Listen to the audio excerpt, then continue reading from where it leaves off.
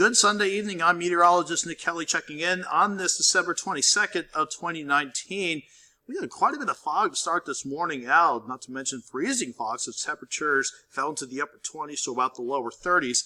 Thankfully, though, once we got past the fog, we brightened things up and warmed things up quite a bit today. We'll have to repeat things somewhat again for your Monday before we turn mild for the Christmas holiday. Then we'll focus on rain chances later on in the coming week. Let's look back at where we've been throughout the course of the day, though. We have had quite a bit of fog enveloping our Indigo Sky Casino and Resort camera outside of Seneca, Missouri. Once we got past that morning fog, skies went from partly sunny to mostly sunny. So all in all, we had a pretty good way to at least end our Sunday, ending the weekend this time around. Again, you can even pick up on the Skywatch Storm Tracker the fog on the satellite from this morning. It burned away, skies brightened up, we've had some passing cloud cover come on through. Already we're beginning to see some fog develop across parts of southeast Kansas and northeast Oklahoma. So we have gone ahead and seen the winter weather advisories, scratch that, make that dense fog advisories popping up across a good portion of the area, taking us to 10 o'clock Monday morning. Because, again, we have seen the fog really get going in southeast Kansas and northeast Oklahoma first to begin this Sunday night. Visibilities at last check dropping back to 3/4 of a mile in Chanute, 1.5 miles in Iola, down to 1/4 of a mile in Independence. That is some pretty dense fog down that way. And then once you work along the turnpike, once you get past Miami, Oklahoma, down to Veneta, that's when visibilities drop back to about 3 3/4 of a mile. And the closer you get to Skytook, Tulsa, that is where the fog starts to get really dense, and that's this fog that will continue to develop as we go throughout the course of the night. But like tonight, going into tomorrow, temperatures will be pushing warmer after we deal with the foggy start. That's why we went from the foggy and cold start this morning to 53 for an afternoon high today. Keep in mind, we should be topping out in the mid-40s. I think we can go a little warmer than that for your Monday. We'll stick with our normal high at 45, but we'll start to edge closer to 60 degrees for afternoon highs right before we head into Christmas Eve. So, yeah, this is not going to be a usual Christmas holiday around here with seasonable temperatures. In fact, it'll almost be reminiscent to the Christmas we had 3 years ago, where highs were pushing into the 70s on Christmas Day. I don't think we break that record, but we'll see how warm it'll get for Christmas Day coming up. 7th and range line looking calm from the east side of Joplin. Again, the official numbers had us starting cold at 27 at Joplin Regional, then bouncing to 53 for an afternoon high. The record high, by the way, was 71, set back in 1982. And thankfully, we didn't have to worry about breaking any records this time around for this December 22nd. At last check at Joplin Regional, we were at 37 with it feeling like 33. South breeze at 5 miles per hour. The humidity not quite at 90% yet, but the humidity is high nonetheless at 86%. And as long as the temperatures continue to edge near that dew point, the humidity will continue to climb, and that's what will allow more areas of fog to develop. On top of that, temperatures are getting cold. In fact, dropping below freezing in some spots. 30 in Sedan, 31 in Parsons, 33 in Miami. Most of us will be near the freezing mark as we go throughout the course of the night, as we see the areas of fog continue to pick up once again. At the very least, we don't have anything underneath the clouds.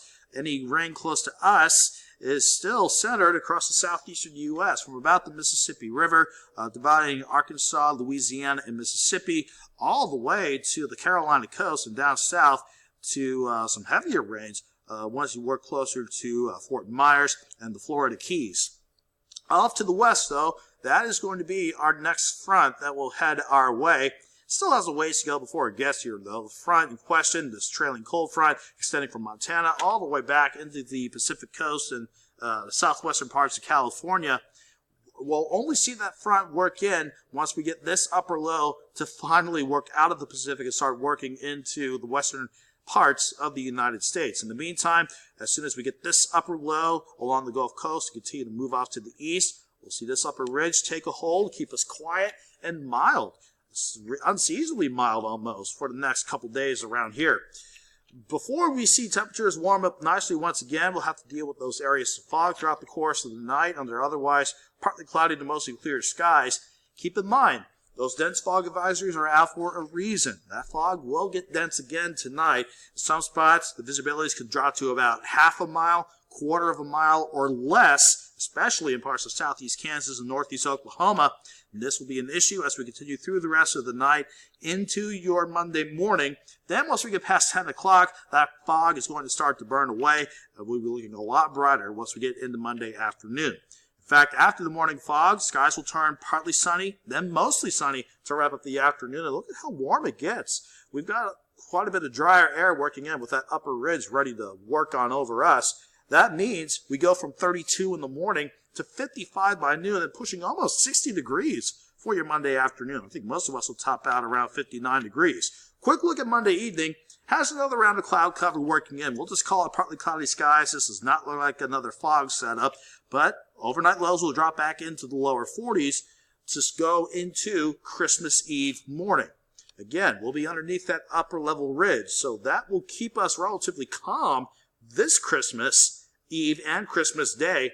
As long as we stay on the warm side of this ridge, we're talking about temperatures pushing, again, just unseasonably mild. Case in point, we go into the mid-60s. I'm thinking 66 for Christmas Eve. Then we drop back into the lower 60s by 6 o'clock Christmas Eve in the evening.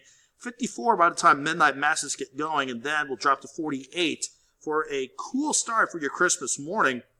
And then for Christmas Day, no white Christmas this time around, and it won't feel like Christmas with highs pushing 67 degrees. So at the very least, it won't feel like Christmas. It won't look like Christmas, but any local travel around the area and across the region for that matter, hey, no threatening weather to worry about, so we're looking pretty good there. Then once we get past the Christmas holiday, this upper level will finally decide to get its act together and work out of the western U.S. That could give us a few showers on Thursday, but have a look at Friday and Saturday. The brunt of this low wants to begin to work over us, so we'll definitely count on plenty of rain and even some thunderstorm chances as we head into Friday and Saturday. Then we'll have to see how fast the colder air will work in on Sunday. For now, I want to keep us in the upper 30s with some scattered showers on Sunday. But if we trend colder, we may have to throw in some snowflakes into the mix on Sunday. In the meantime, though, fog tonight, then brighter throughout the day on Monday with highs near 59, mid to upper 60s for Christmas Eve and Christmas Day. We stay dry for both Christmas Eve and Christmas Day. Then we'll see those rain chances pick up later on in the week, especially by the coming weekend. Have a good night. Have a great Monday.